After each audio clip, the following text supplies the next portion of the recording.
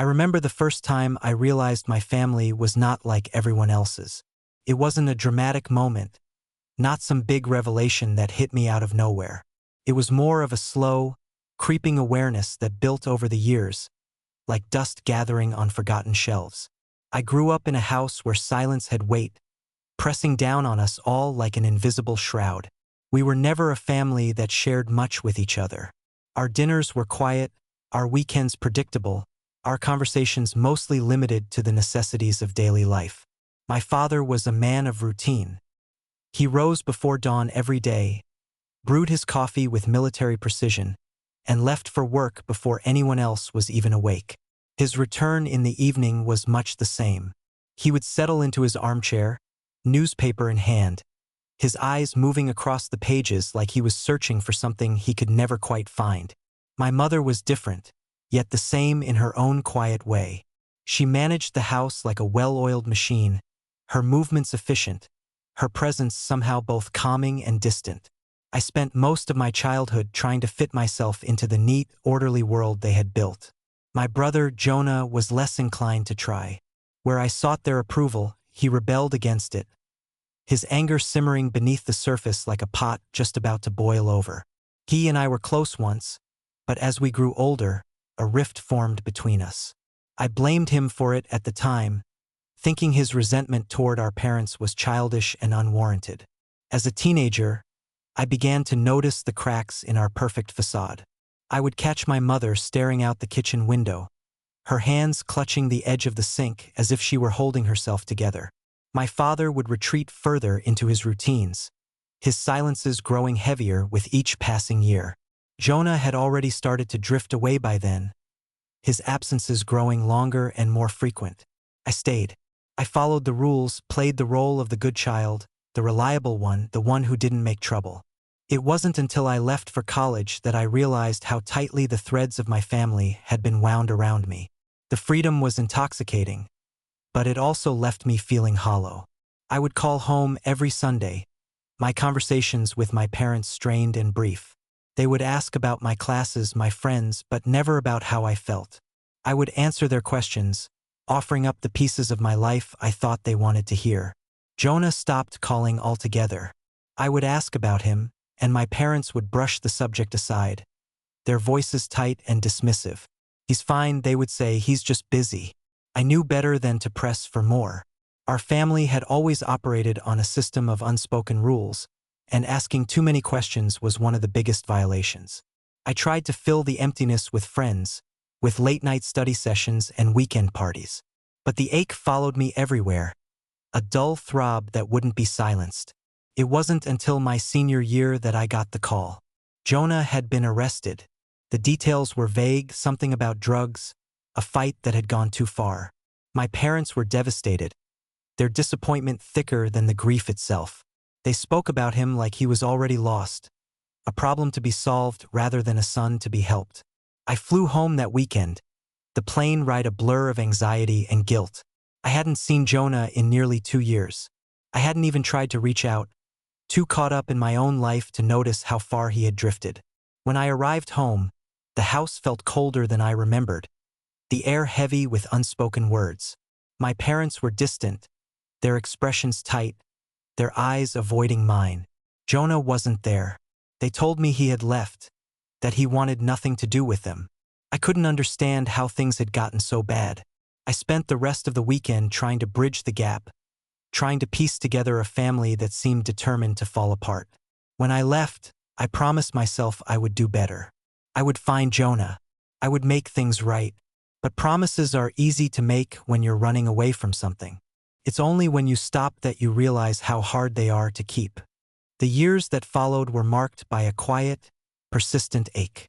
I graduated from college and moved to a new city, chasing opportunities that felt hollow without someone to share them with. My parents and I remained in contact, but our conversations were mechanical, stripped of any real connection. They would ask about my job, my apartment, my plans for the future. I would answer dutifully, careful to avoid any mention of Jonah. I searched for him in my own way, sifting through social media profiles, sending messages that went unanswered, making phone calls that led to dead ends. It became an obsession, one I hid from everyone around me. I couldn't explain the guilt I carried, the sense that I had failed him somehow. I had been the older sibling, the one who was supposed to look out for him. Instead, I had turned my back. My career progressed, promotions and pay raises stacking up like hollow victories. I poured myself into work, hoping the distraction would drown out the emptiness. Didn't. The ache only grew worse, its sharp edges cutting into everything I tried to build. Relationships fell apart, friendships grew distant. I convinced myself that I was too busy, that I didn't have time for anything beyond my career. But deep down, I knew it was just an excuse. One night, years after I had last seen Jonah, I received a message from an old friend of his. The words were blunt, stripped of any attempt to soften the blow. Jonah had been found living on the streets. He was sick, battling addiction and homelessness with a stubbornness I remembered all too well. The friend said Jonah didn't want to be found, that he had made it clear he wanted nothing to do with his past. I was stunned. All the years of searching, all the guilt and regret, had led me to this harsh reality. Jonah was alive, but he was lost in a way I couldn't understand. I tried reaching out again, calling shelters, visiting places where I thought he might be. I even drove through neighborhoods I had no business being in, hoping for a glimpse of him. But Jonah remained elusive, his absence a gaping wound I couldn't heal. My parents had long since given up. They spoke of Jonah as if he were a chapter they had closed, a wound they had cauterized and left to scar over. They told me I was wasting my time, that Jonah had made his choices and there was nothing I could do to change that. Their resignation only fueled my determination. I refused to accept that my brother was gone, that he was beyond saving. But my efforts bore little fruit. Months passed, then years. The trail grew colder, my hope wearing thin under the weight of failure. I tried to move on, to focus on my own life, but the guilt remained, a constant shadow I couldn't escape. Then, one afternoon, I received a call from a hospital several states away. Jonah had been admitted after an overdose. He was alive, but barely. They had found my contact information in his pocket, scrawled on a crumpled piece of paper I must have given him years ago. It was a miracle he had kept it all this time. I dropped everything and drove through the night, the highway stretching out before me like a lifeline. The hospital was sterile and cold, its hallways echoing with the sounds of suffering and healing intertwined. When I finally saw Jonah, I hardly recognized him. He was thin, his face gaunt and lined with pain. But he was alive. The doctors warned me that his recovery would be long and uncertain. They spoke of rehabilitation programs, therapy, the need for support and stability. I listened, nodding along while my heart ached with the knowledge of how far he had fallen. But for the first time in years, I felt a glimmer of hope.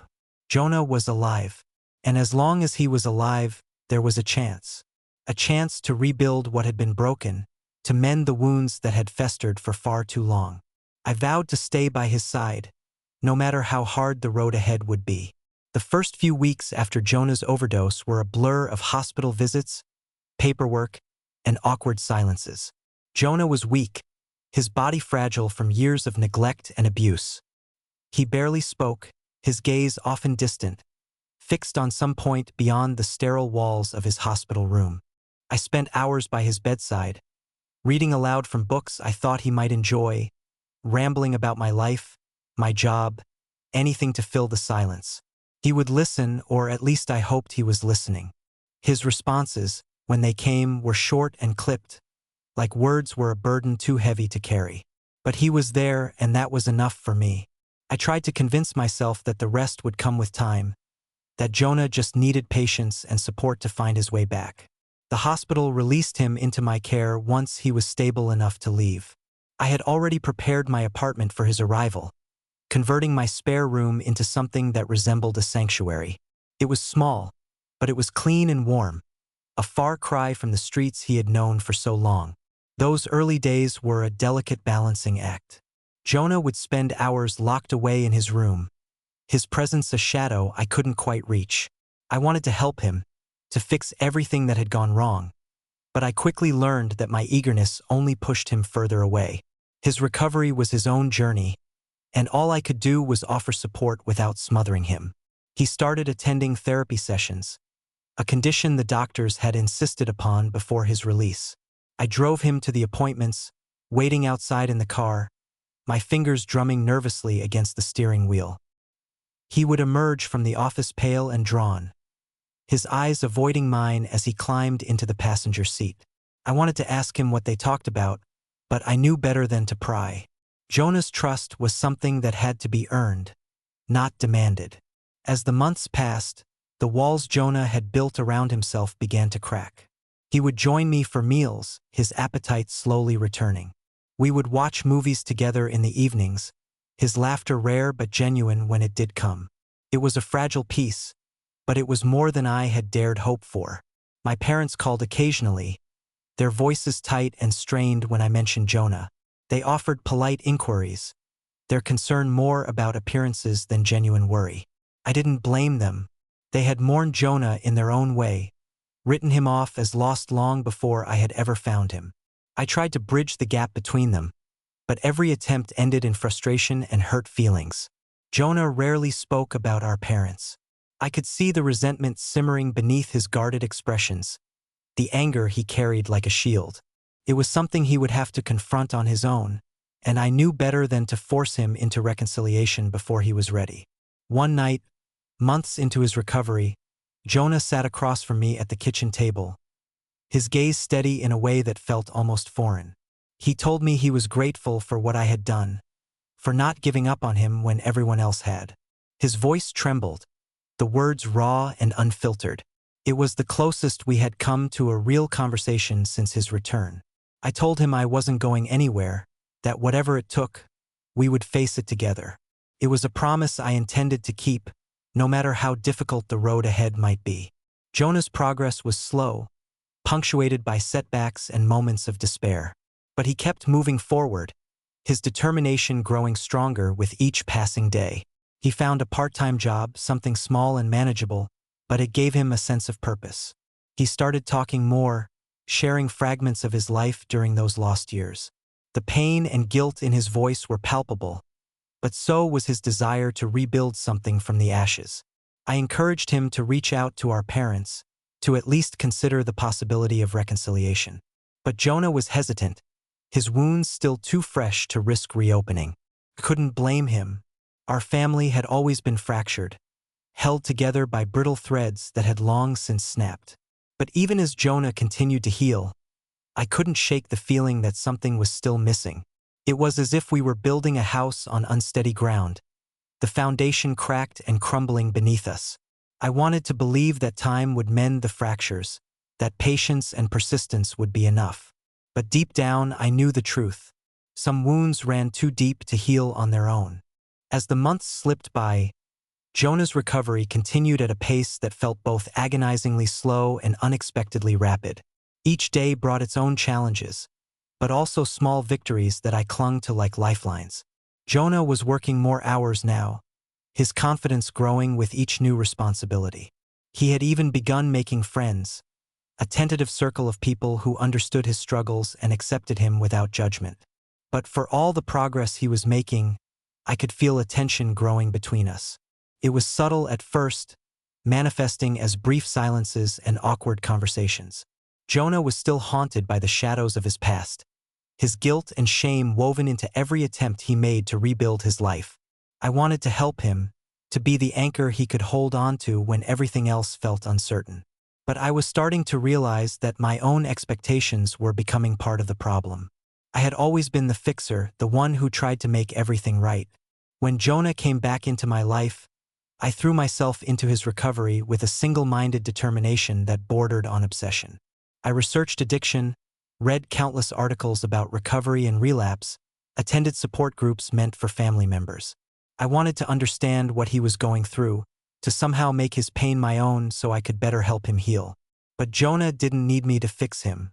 He needed me to listen, to be present without trying to control the outcome. It was a lesson I struggled to learn, my own fear and guilt clouding my judgment. I couldn't shake the feeling that if I let go, if I stopped trying so hard, everything would fall apart again. The turning point came during a rare moment of honesty between us. We were sitting on the couch, the television playing some forgettable sitcom neither of us was actually watching. Jonah looked exhausted, his eyes heavy with the weight of whatever battle he was fighting within himself. When he finally spoke, his voice was low, almost hesitant. He admitted that he felt smothered by my constant attempts to help him. He appreciated everything I had done, but he needed the space to find his own way forward. Hearing those words was like being doused with cold water. I felt a mixture of relief and hurt, my emotions tangled into something I couldn't quite unravel. For days, I struggled to accept what he had told me. It went against everything I had believed about family, about what it meant to be there for someone you loved. But I couldn't deny the truth of his words. Jonah was healing, but he needed to do it on his own terms. My role was to support him, not to dictate the path he should take. I began to pull back, allowing Jonah the space he had asked for. It wasn't easy. I had grown so used to being the caretaker, the one who tried to make everything better. But as I stepped back, I started to see Jonah in a different light. He was stronger than I had given him credit for, his determination carrying him forward even when the road grew rough. During that time, I also began to confront my own wounds, the guilt and resentment I had carried for so long. I realized that I had been trying to fix Jonah not just for his sake, but for mine. I wanted to erase the mistakes of the past, to rewrite our family's story into something that resembled the happy, perfect ideal I had once believed was possible. But perfection was never the goal. Healing was. Acceptance was. I had to learn to let go of the idea that I could control everything, that I could somehow force things to be the way I wanted them to be. As I changed, so did my relationship with Jonah. We found a new rhythm, one built on mutual respect and understanding rather than obligation and expectation. Jonah continued to make progress, his confidence growing as he navigated the challenges of sobriety and rebuilding his life. He still stumbled at times, but each setback was followed by a renewed determination to keep moving forward. My parents remained a distant presence, their voices occasionally crackling over the phone like static from a forgotten era. They would ask about Jonah, but their questions were perfunctory, their concern guarded and cautious. I tried to bridge the gap between them, but it felt like trying to build a bridge over a canyon that had grown too wide to cross. Jonah was aware of their reluctance to reconnect, but he seemed more at peace with it than I was. He had accepted that not every wound could be healed, that some relationships were beyond repair. I admired his strength, even as it saddened me to think of all the years lost to misunderstanding and pain. But despite everything, we kept moving forward, together but also as individuals. It was a delicate balance, one that required constant effort and understanding. But for the first time, I felt like we were truly making progress. Not just Jonah, but me as well. I had spent so long trying to save Jonah that I had forgotten to save myself. Now I was finally learning how.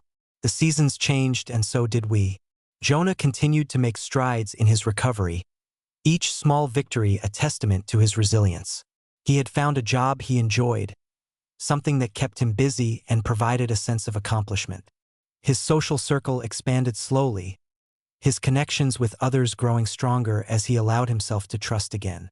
I could see the weight lifting from his shoulders, the light returning to his eyes. Meanwhile, I was undergoing my own transformation. Letting go of the need to control Jonah's recovery had forced me to confront the emptiness I had been trying so hard to fill. I threw myself into therapy, unpacking years of guilt and fear I hadn't even realized I was carrying.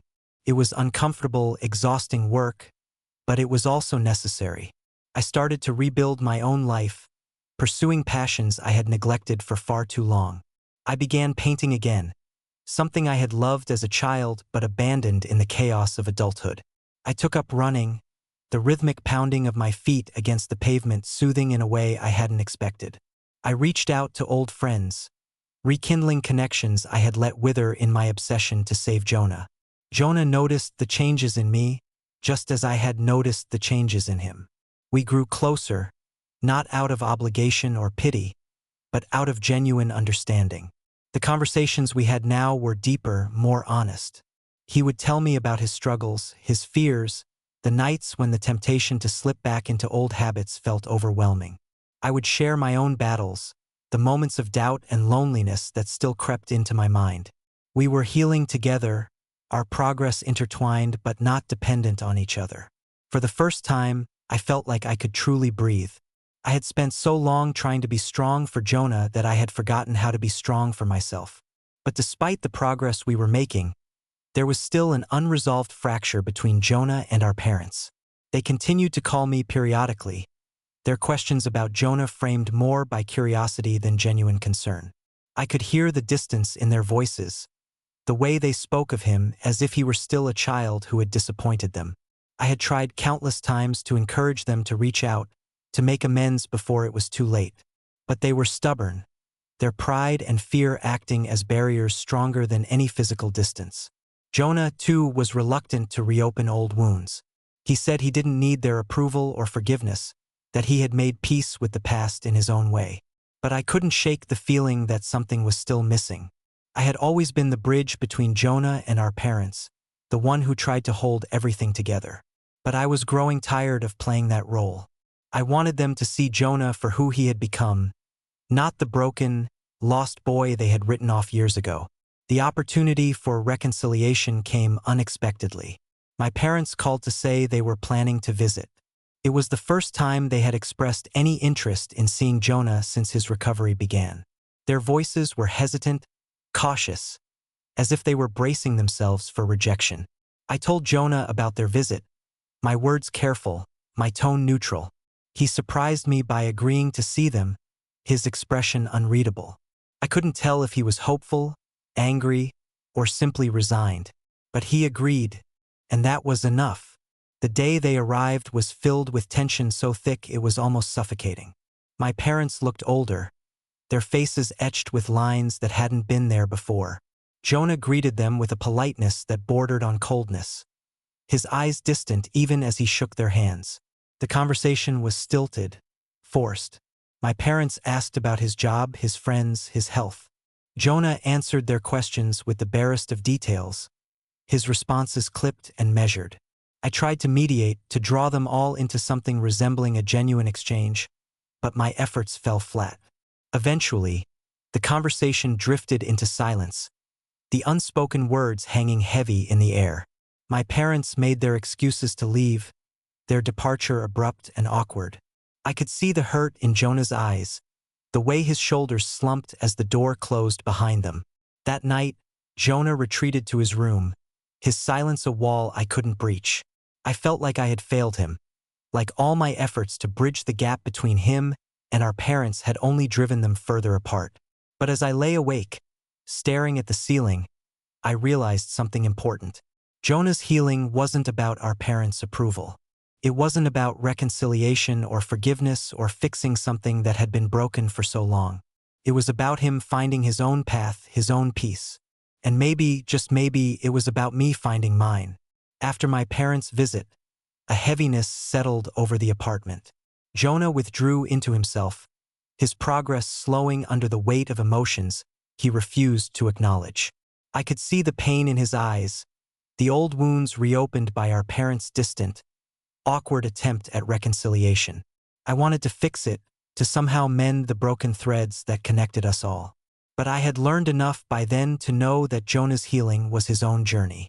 I couldn't force him to forgive our parents any more than I could force them to accept him as he was. Jonah continued going to therapy, his sessions now more frequent as he tried to process the disappointment of the failed reunion. He rarely spoke about it, his emotions buried beneath layers of stubborn resilience. But I could see the struggle, the way his shoulders tensed when our parents' names were mentioned, the way he avoided looking at the few family photos I had left on the walls. As the weeks went by, our conversations grew strained. Jonah's mood shifted unpredictably, his patience fraying at the edges. I tried to be supportive, but there was a part of me that couldn't help but feel frustrated. I had spent so much time trying to help him, to guide him toward healing, and yet it felt like we were slipping backward. One evening, during an especially tense argument, Jonah finally let his guard down. He told me that he was tired of trying to meet everyone else's expectations, that he was exhausted from feeling like he was constantly being judged, constantly being measured against some impossible standard. His words hit me harder than I expected. It was as if all the frustration and resentment he had been holding on to had finally spilled over, raw and unfiltered. I realized then that my own expectations had become a burden he was struggling to carry. In my desperation to help him, I had been placing my own desires above his needs. After that conversation, I gave Jonah more space. I focused on my own life, my own healing, allowing him the freedom to navigate his journey without my interference. It was difficult but necessary. I had spent so much time trying to fix everything that I had forgotten what it meant to simply be present. Jonah began to change again, his progress slower but more genuine. He started taking longer walks, spending more time with his new friends, and even picking up hobbies he had abandoned long ago. I could see the difference in him, the way his smile came more easily, the way his laughter felt less forced. My parents remained a distant presence, their calls infrequent and their conversations brief. I had stopped trying to bridge the gap between them and Jonah, accepting that some wounds would take longer to heal than others. It was a painful realization, but also a liberating one. One afternoon, while Jonah was out, I sat alone in the apartment, surrounded by the quiet I had once feared. I looked around at the life I had built, the person I had become. It wasn't perfect, but it was real, and that was enough. Jonah returned later that evening, his mood lighter than it had been in weeks. He told me he had run into an old friend from his past, someone who had known him during the darkest moments of his addiction. They had talked for hours, their conversation filled with forgiveness and understanding. He said it made him realize that he needed to forgive himself, that his past didn't have to define his future. I listened, my heart swelling with pride and relief.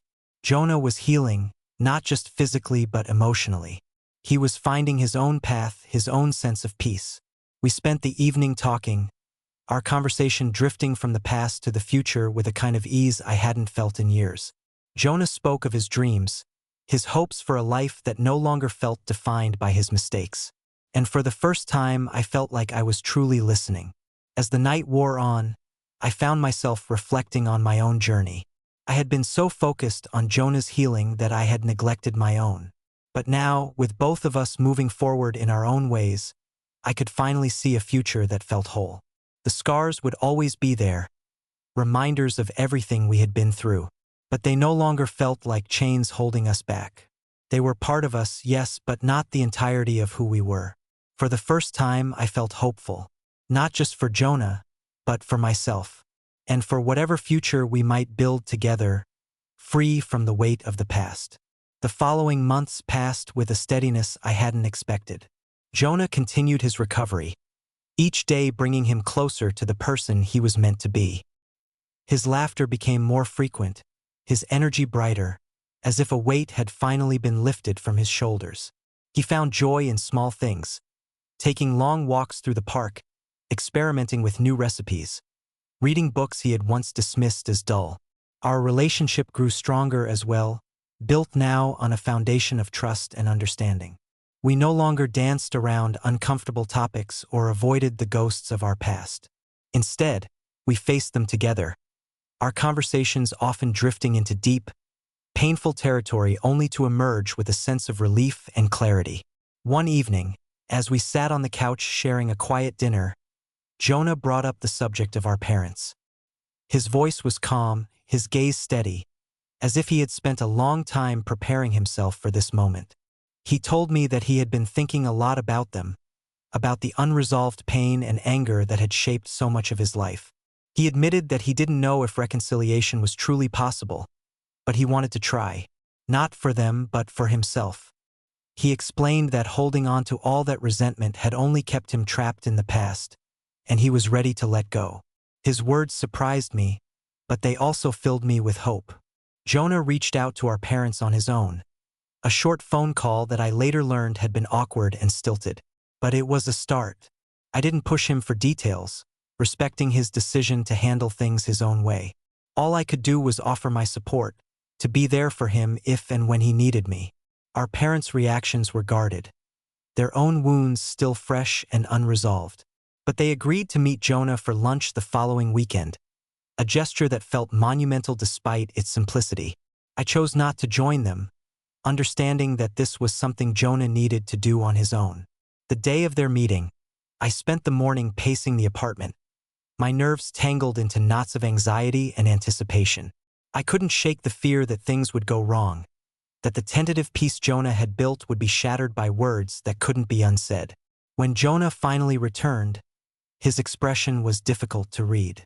He looked exhausted, but there was something else there too, a kind of quiet resolve that I hadn't seen before. He told me that the lunch had been uncomfortable, filled with awkward pauses and clumsy attempts at conversation. But it had also been honest. They had spoken about the past, about the mistakes and misunderstandings that had torn us all apart. Our parents had apologized, their words halting and uncertain, but sincere. Jonah had accepted their apology, though he admitted that forgiveness was still something he was working toward. What struck me most was Jonah's acceptance of the imperfect nature of the meeting. He understood that healing was a process, not a single moment of clarity. He was willing to give them a chance to rebuild their relationship piece by piece, however long it might take. Seeing Jonah's resilience inspired me in ways I hadn't expected. I realized that I had been holding onto my own resentment, my own hurt over the years of feeling responsible for holding our family together. I had clung to the idea of perfection, of somehow making everything right through sheer determination. But Jonah's journey had taught me that healing wasn't about fixing things. It was about accepting the imperfections and moving forward despite them. Our parents began reaching out more often after that. Their calls were still awkward, their conversations often stilted, but there was a sincerity to their efforts that hadn't been there before. They were trying, and that was enough. Jonah continued to grow stronger, his confidence blossoming with each new step he took. He found work that fulfilled him, built friendships that supported him, and carved out a life that was his own. Watching him thrive was a gift I hadn't dared to hope for. For myself, I continued to work on my own healing. I had spent so long pouring my energy into Jonah's recovery that I had neglected my own needs. Therapy helped, as did the creative outlets I had rediscovered. Painting became a sanctuary for me, a way to process emotions I hadn't even realized I was holding on to. As the weeks turned into months, I began to feel a sense of peace I hadn't known was possible. It wasn't perfect. There were still moments of doubt, of sadness, of fear. But those moments no longer defined me. They were just parts of a larger, more complex whole. Jonah and I continued to grow, both as individuals and as siblings. We found joy in each other's company, laughter replacing the tension that had once dominated our interactions. The scars were still there, but they no longer felt like chains. They were just part of our story, threads woven into the fabric of who we were. I knew there would be more challenges ahead, that healing was an ongoing process without a clear endpoint. But for the first time, I felt ready to face whatever came our way. Not with fear or desperation, but with acceptance and hope. And maybe, just maybe, that was enough. Time continued to move forward, bringing with it a sense of stability I had once thought impossible. Jonah was thriving in his new life, his progress no longer measured by milestones of recovery, but by the simple joys of daily existence. He had found a rhythm that suited him, a balance between work, friends, and the personal healing he continued to nurture. Our parents remained in the periphery, their relationship with Jonah still fragile but no longer strained by anger or resentment. They had come to understand that reconciliation was not a single act but an ongoing process, built from moments of honesty and effort. Jonah was patient with them, his expectations tempered by a hard-earned acceptance of their limitations. For my part, I continued to focus on my own growth.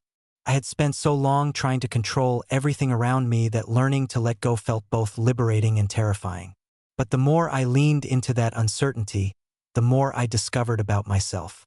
I rekindled old friendships, pursued passions I had neglected, and allowed myself to be vulnerable in ways I had once avoided.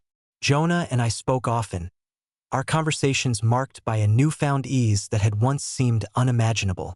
We no longer walked on eggshells around each other, afraid of stirring up pain or anger. Instead, we faced those emotions head-on, acknowledging their existence without letting them dictate our actions. One afternoon, As we sat together in my apartment, Jonah told me he had decided to move into a place of his own. His voice was steady, his expression calm, but I could sense the nervousness beneath his words. It was a decision he had wrestled with for months, torn between his desire for independence and his fear of relapsing without the safety net I had provided. I assured him that I supported his decision, even as my own insecurities bubbled to the surface. I had grown so accustomed to being Jonah's caretaker that the idea of him leaving filled me with a mix of pride and dread. But I knew this was the right step for him, a necessary part of his journey towards self-reliance. Jonah found a small apartment not far from mine, a modest space filled with light and the potential for new beginnings. I helped him move in, our laughter punctuated by moments of quiet reflection. It felt like a turning point, a chapter ending and another beginning. The first few weeks were difficult for both of us. I worried constantly, my mind spinning with worst-case scenarios I couldn't seem to silence. Jonah, too, struggled with the adjustment, his loneliness amplified by the absence of our shared routines. But gradually, we both began to find our footing. Jonah threw himself into his work, his dedication earning him new responsibilities and the respect of his colleagues. He also began volunteering at a local community center, mentoring young people who were struggling with addiction and mental health issues. It was a role that seemed to bring him a sense of purpose and fulfillment I hadn't seen before. I visited him often, our conversations now filled with stories of his newfound independence. There were still difficult days, moments when doubt and pain resurfaced, but Jonah had learned to navigate those challenges with a strength that inspired me. Our parents continued to make small gestures of reconciliation, their efforts clumsy but genuine. Jonah remained cautious in his interactions with them, unwilling to place too much weight on their words. But there was progress, slow and uneven but undeniable. I realized then that healing wasn't about erasing the past or repairing every broken bond. It was about building something new from the pieces that remained, something imperfect but real. Jonah had found his own way forward, and in doing so, he had shown me how to find mine. The day Jonah invited our parents over to his apartment was one I had never thought would come. It was a simple gathering, just coffee and conversation, but it felt monumental. Our parents were nervous, their voices faltering as they navigated the delicate terrain of their relationship with Jonah. Jonah was patient with them, his responses measured and kind. They spoke of the past, their words hesitant but sincere. Apologies were exchanged, not as a means of erasing what had happened, but as a way of acknowledging the hurt that had been caused. When they left, Jonah looked both exhausted and relieved. He admitted that he still wasn't sure what kind of relationship he wanted with them, but he was willing to keep trying. His willingness to remain open, even after everything that had happened, was a testament to his resilience. Watching Jonah rebuild his life had been a lesson I hadn't expected. It taught me that healing was not a destination but a journey, one that required patience, forgiveness, and the courage to keep moving forward even when the path was unclear. I had spent so long trying to protect Jonah from the world that I hadn't realized he was strong enough to face it on his own. Letting go of that need to control everything had been the hardest lesson of all, but it was also the most important. As Jonah's life continued to grow and evolve, so did mine. I had finally learned to embrace the imperfections, to accept that some wounds would never fully heal but could still be transformed into something meaningful. And for the first time, I felt at peace, not just with Jonah's journey, but with my own. The weeks turned into months, and Jonah's life continued to blossom with a resilience I had once feared he might never find. His independence suited him, granting him a sense of ownership over his own story. He maintained a careful balance between work, friendships, and the volunteer efforts that had become such an important part of his healing. He often spoke of the young people he mentored at the community center, his voice carrying a warmth I had rarely heard before. It was clear that his experiences, painful as they were, had given him a depth of empathy that made him an effective mentor. He understood their struggles in a way few others could, and his willingness to share his own journey was something that inspired them as much as it inspired me. Our relationship continued to evolve, no longer defined by guilt or obligation. I visited Jonah's apartment regularly, but the urgency that had once driven me to monitor his every move had faded. Instead, our time together felt easy and natural, filled with laughter and the quiet comfort of shared understanding. Jonah's interactions with our parents remained cautious, but they were slowly building something that resembled a relationship. Our parents had made genuine efforts to be part of his life, their calls more frequent and their visits less strained. They had come to accept that Jonah's recovery was not a linear process, that setbacks were not failures but opportunities for growth. I continued to focus on my own healing, embracing the creative outlets I had once neglected. Painting had become a passion again, my canvases filled with images that reflected not only my own emotions, but also the journey Jonah and I had taken together. The act of creating felt cathartic, a way of processing everything I had kept bottled up for so long. As the months slipped by, I began to feel a sense of closure I hadn't realized I needed. The wounds of the past were still there, but they no longer felt like open sores. Instead, they had become scars, visible reminders of pain endured and overcome. Jonah's progress continued, his confidence growing as he embraced the life he had rebuilt.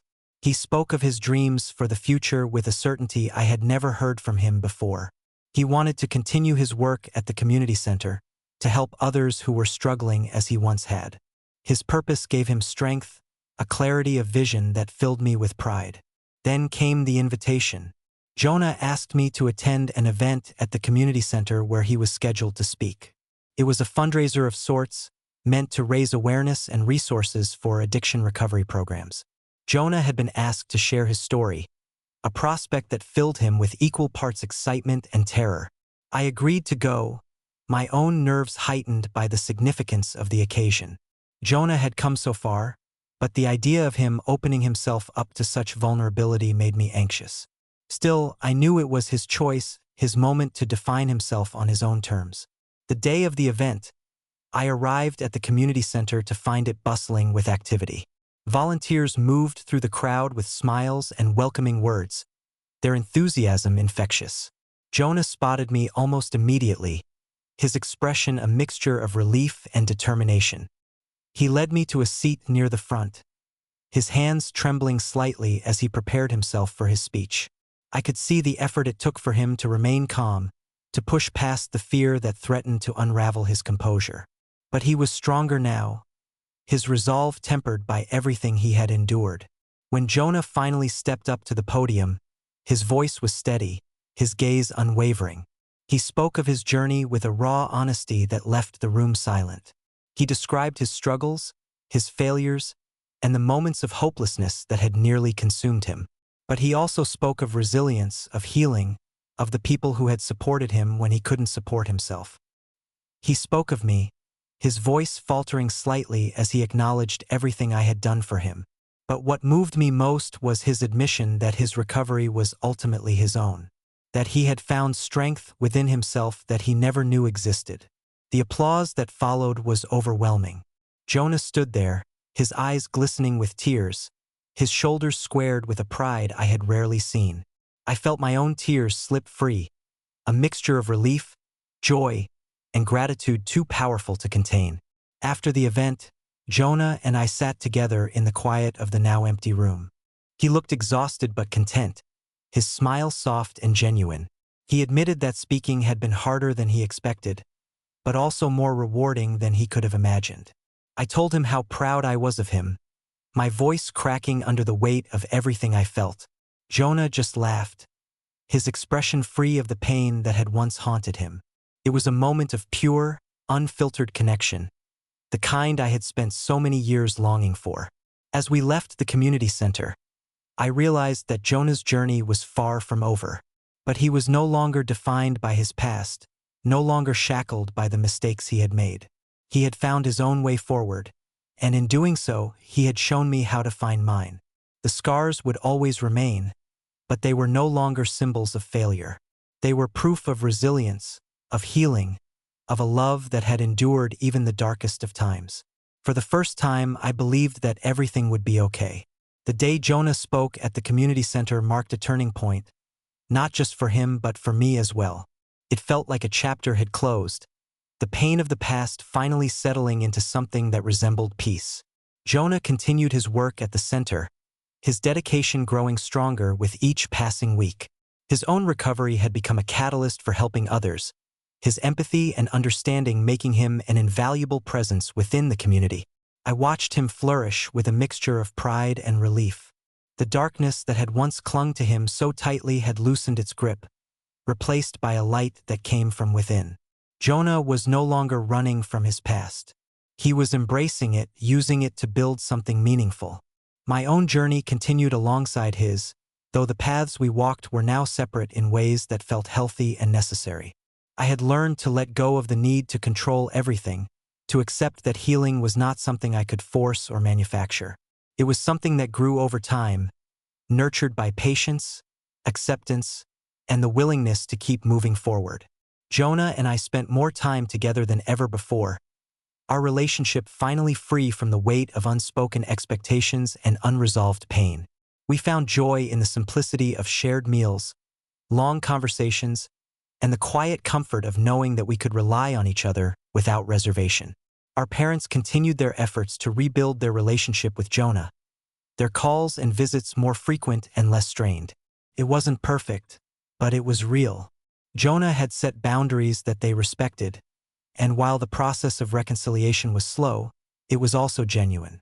They had come to understand that their approval was not something Jonah needed, but their acceptance was something he valued. One evening, Jonah invited me to a celebration at the community center. It was an anniversary of sorts, marking a year since his speech and a milestone in his ongoing recovery. The room was filled with people who had walked their own difficult paths, their faces reflecting a resilience that came from having faced their own darkness and emerged stronger. Jonah was greeted with warmth and admiration, his presence a testament to the progress he had made. I watched him move through the crowd, his smile easy and genuine, his laughter echoing through the room like music.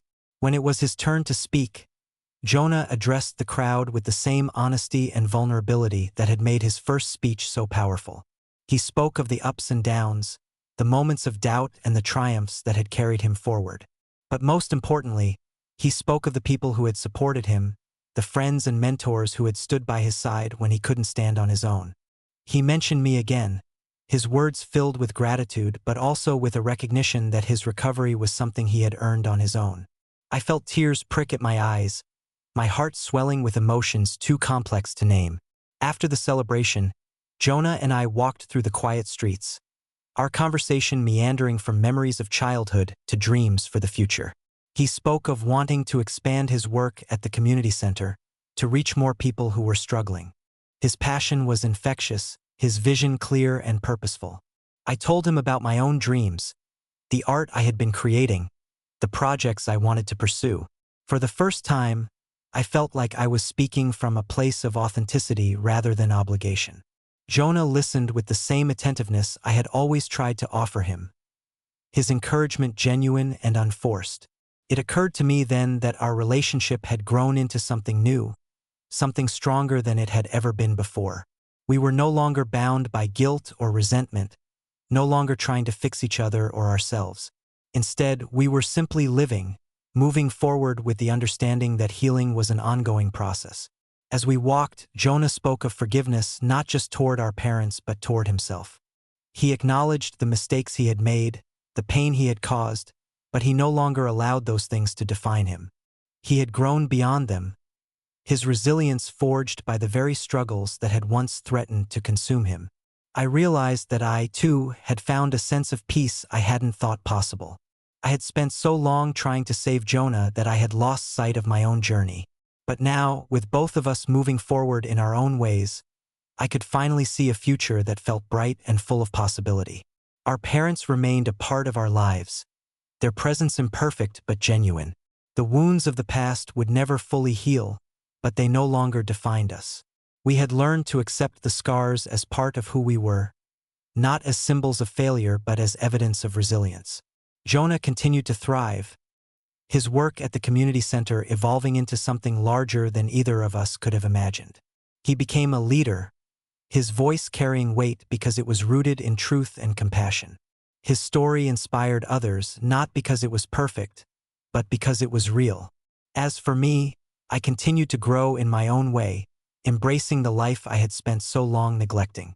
I pursued my passions, built relationships that were healthy and fulfilling, and allowed myself the grace to make mistakes and learn from them. Looking back, I realized that the journey we had taken was not just about healing Jonah. It was about healing myself as well. It was about learning to accept the imperfections, to let go of the need to control everything, and to embrace the messy, beautiful reality of life.